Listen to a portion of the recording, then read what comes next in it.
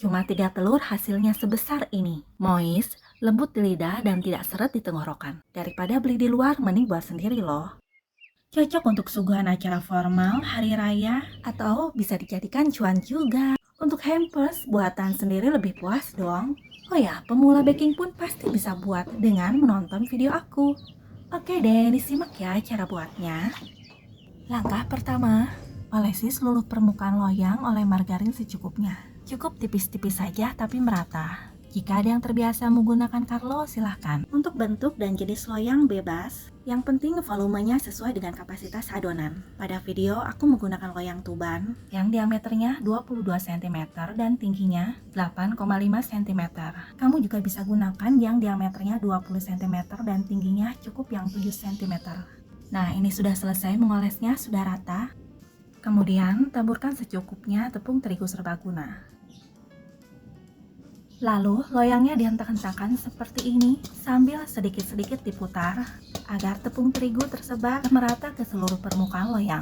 Jika tepung terigu masih kurang, boleh ditambah sampai semua permukaan loyang yang sudah diolesi margarin tertutup oleh tepung.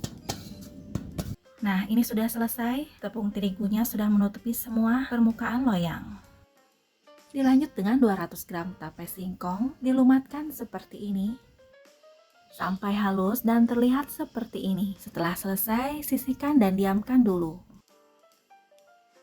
Sebelum membuat adonan kue, lelehkan 100 gram margarin di steam seperti ini. Agar hasil kue bolunya nanti tidak seret dan hasilnya moist, lelehkan margarin cukup sebentar saja. Bila sudah terlihat mencair, angkat cukup terlihat seperti ini. Jangan sampai hasilnya nanti terlihat seperti minyak sayur. Selanjutnya, mix bahan-bahan berikut ini. 120 gram gula pasir. Nah, untuk gula pasir, baiknya sesuaikan dengan manisnya tape yang digunakan. 3 butir telur ayam negeri atau ayam boiler yang ukurannya besar. 1 sendok teh SP, aku pakai merek kupu-kupu. Kemudian dimixer dengan cara bertahap saat menekan tombol kecepatan pada mixernya. Dimulai dari kecepatan yang terendah, masing-masing berjarak 30 detik. Jika tombolnya sudah di kecepatan yang tertinggi, mixer terus selama 5 atau sampai dengan 6 menit. Atau lebih jelasnya, sampai adonan naik dan mengembang dan warnanya pun berubah menjadi lebih putih. Oh ya, untuk besti pemula, baiknya diperhatikan, gunakan wadah atau mangkuk yang tinggi dan besar ya, untuk mengantisipasi adanya cipratan saat mixer memutar adonan. Terlihat adonannya sudah naik, warnanya juga sudah putih, dan apabila mixernya diangkat, adonannya tidak jatuh dan kaku. Ini tandanya adonan sudah boleh dicampur dengan bahan lainnya. Dilanjut masukkan tape singkongnya. Sebelum dimixer kembali, rapihkan dulu adonan seputaran sisi mangkuk agar nanti saat dimixer kembali tercampur rata. Agar kuenya lebih harum, aku masukkan setengah sendok teh vanila ekstra cair. Jika tidak ada, boleh menggunakan pasta atau yang bubuk. Setelah itu, mixer kembali. Tape singkongnya tercampur dan teraduk rata. Masukkan 140 gram tepung terigu, 20 gram susu bubuk full cream. Untuk susu bubuk opsional. Jika tidak menggunakan susu bubuk, tepung terigunya ditambah jadi 160 gram. Dan setengah sendok teh baking powder. Lalu diaduk sambil disaring. Dengan menggunakan saringan, tepung akan lebih mudah larut saat diaduk dengan adonan dan tidak bergerindil. Tepung dicampurkan pada adonan bertahap ya. Kemudian diaduk, tapi untuk mixernya tidak perlu dinyalakan. Jika terlihat tepungnya sudah mulai tercampur, berhenti sejenak, masukkan sisa tepung terigunya. Diaduk kembali sampai semua tepung terigu tenggelam pada adonan. Lalu nyalakan mixernya, diaduk dengan kecepatan mixer yang paling rendah. Di mixer jangan terlalu lama, cukup sampai tepung terigu tidak nampak di permukaan. Dilanjut, masukkan 1 saset susu kental manis, setara dengan 3 sendok makan. Susu dapat diganti ya dengan santan kental sebanyak 30 ml. Sebenarnya, mencampurkan susu dapat bersamaan dengan saat memasukkan tape singkongnya. Berhubung lupa, jadi aku masukkan sekarang. Tapi ini tidak berpengaruh pada hasil kue. Setelah semua adonan terkumpul di tengah, mixer kembali. Cukup sebentar saja, kurang lebih selama 12 detik cukup sampai susu kental manis tercampur. Ini sudah selesai, lalu bersihkan adonan pada whisk mixer. Yang terakhir, saatnya memasukkan margarin yang sebelumnya sudah dicairkan dan didinginkan pada suhu ruang. Cara menyatukannya, aku pakai dengan sistem pancing adonan. Masukkan beberapa sendok adonan pada margarin, kemudian diaduk sampai terlihat seperti ini. Untuk besti-bestiku yang baru saja berkunjung dan sudah menonton, jangan lupa ya, aku mohon dukungannya untuk bantu subscribe, like, dan komen.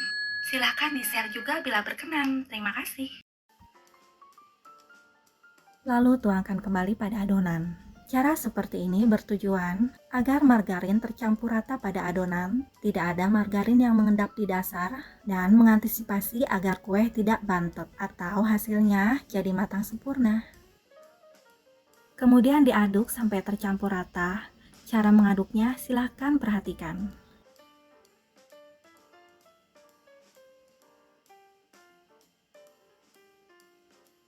Jika margarin dan adonan sudah tercampur rata dan terlihat seperti ini, berhenti mengaduk dan saatnya tuangkan adonan pada loyang. Di samping menuangkan adonan, jangan lupa panaskan oven terlebih dahulu. Panaskan pada api sedang cenderung kecil seperti ini. Bagi yang tidak punya pengukur suhu pada oven, panaskan selama 17 atau sampai dengan 20 menit.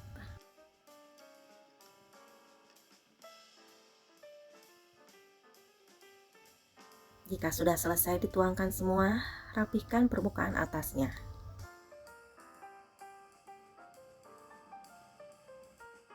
Apabila sudah terlihat rapi, taburkan 40 gram keju yang diparut di atas permukaannya. Untuk banyaknya keju dapat disesuaikan dengan selera ya. Sebelum dimasukkan pada oven, hentakan loyang beberapa kali pada meja. Ini fungsinya untuk menghilangkan gelembung pada adonan di dasar loyang. Setelah temperatur oven cukup untuk memanggang, masukkan loyang kue yang letakkan di rak paling bawah.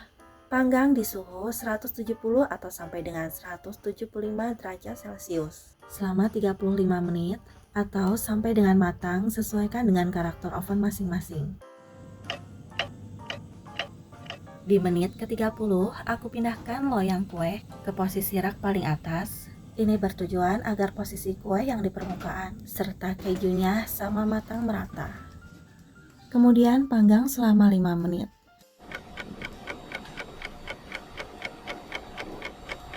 Setelah matang, matikan gas, keluarkan kue dari oven. Sebelum dikeluarkan dari loyang, lakukan tes kematangan dengan menusuk sampai hampir ke dasar loyang. Aku pakai tusukan sate. Jika tidak punya, boleh pakai lidi, tapi pastikan yang bersih. Setelah dicabut, jika pada ujung tusukan kering, tidak basah atau tidak ada remah kue yang menempel, ini tandanya kue sudah matang sempurna. Apabila kue sudah hangat, silahkan dikeluarkan dari loyang. Kue bolu tapeku ini bertahan sampai 4 hari di suhu ruang. Jika ingin lebih lama, dapat disimpan dalam lemari es. Masalahnya, kalau di rumahku ini cepat habis. Tips dari aku agar kue bolu tape ini awet, fokus saat memanggang. Warna dasar dari luar kue bolunya menghasilkan warna kuning kecoklatan. Itu tandanya kue bolu tape ini matang dengan sempurna. Oke deh, sekian dulu dari Roast Tasty untuk kali ini. Selamat mencoba ya, pemula pasti bisa. Semoga bermanfaat. Jumpa lagi di videoku yang berikutnya. Bye!